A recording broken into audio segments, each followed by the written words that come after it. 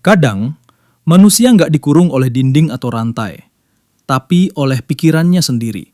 Dan di dunia yang menuhankan misi dan kekuasaan, ada satu sosok yang akhirnya sadar bahwa kebebasan sejati bukan soal terbang tinggi, tapi berani menentang kandang yang membesarkanmu.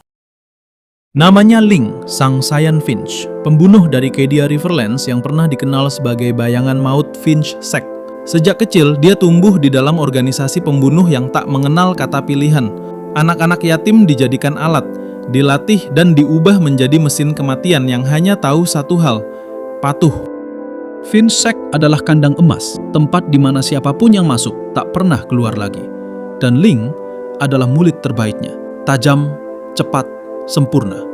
Setiap misinya selesai tanpa gagal. Semua orang melihatnya seperti elang yang siap mencabik mangsa. Tapi jauh di dalam hatinya, Ling tahu dirinya bukan elang, melainkan burung yang kehilangan langitnya. Suatu hari, di tengah misinya, Ling bertemu seorang penjual burung. Burung-burung itu indah, tapi semuanya dikurung di dalam sangkar.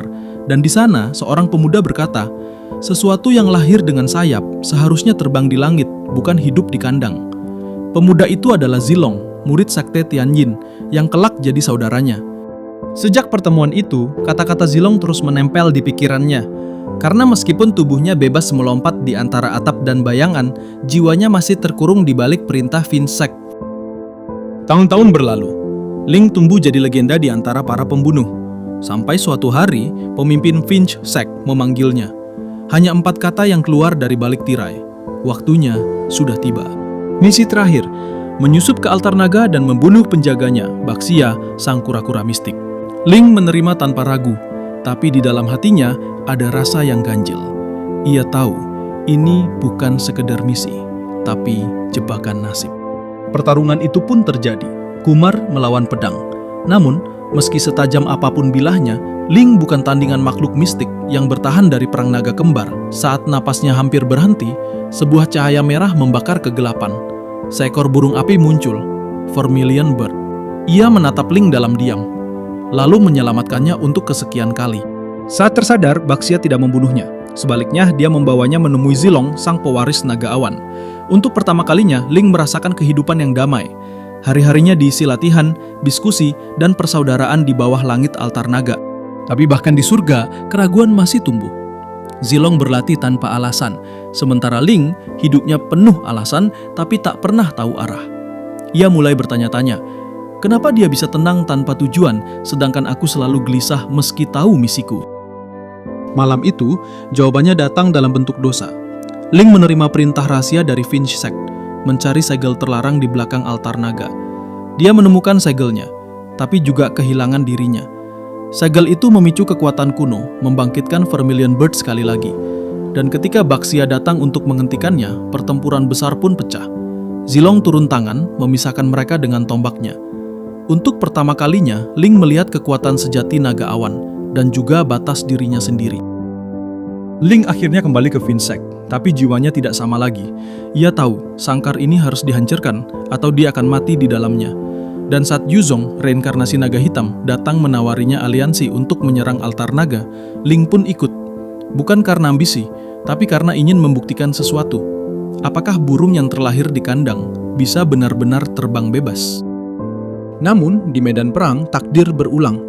Zilong kembali berdiri di hadapannya, kini lebih kuat dari sebelumnya. Pertarungan sengit terjadi, Ling jatuh. Dan di momen itu, Zilong bertanya dengan tenang, apakah kau menghunus pedang ini untuk misimu? Ling terdiam. Aku mengayunkan tombakku untuk diriku sendiri. Lalu, untuk siapa kau bertarung? Zilong menyingkir, meninggalkannya dengan satu kalimat. Pergilah. Dia masih menunggumu. Dan benar saja, Ling kembali ke ruang gelap tempat Vermilion Bird menunggunya. Burung itu yang dulu selalu muncul di ambang kematian, akhirnya berbicara untuk pertama kalinya. Bukan aku yang terkurung, Ling. Dengan hati yang terpenjara, dimanapun kau berada, itu tetaplah penjara. Tapi dengan hati yang bebas, tak ada yang bisa mengurungmu. Burung itu mengepakkan sayap terakhirnya. Api membara, membakar kegelapan. Dan dari abu Vermilion Bird, lahirlah Cyan Finch. Ling yang baru, dengan sayap biru yang menyala, dia melesat ke langit bukan sebagai pembunuh, tapi sebagai simbol kebebasan. Zaman sekarang banyak orang bilang gue pengen bebas. Tapi tiap hari mereka masih dikurung. Bukan oleh tembok, tapi oleh omongan orang lain. Oleh ekspektasi, oleh gengsi yang mereka pelihara sendiri. Mereka pengen terbang, tapi takut ninggalin sangkar yang nyaman. Link udah buktiin. Kebebasan sejati bukan soal tempat lo berada, tapi tentang hati yang berani melepaskan. Jadi, sebelum lo bilang gue pengen bebas, tanya dulu ke diri lo. Apakah lo udah buka pintu kandang lo sendiri? Link, The Cyan Finch. Dulu ia pembunuh yang terkurung. Sekarang ia legenda yang terbang di langit bebas. Anjay. Dan tamat. Terima kasih sudah nonton sampai akhir. Sampai jumpa dan bye-bye.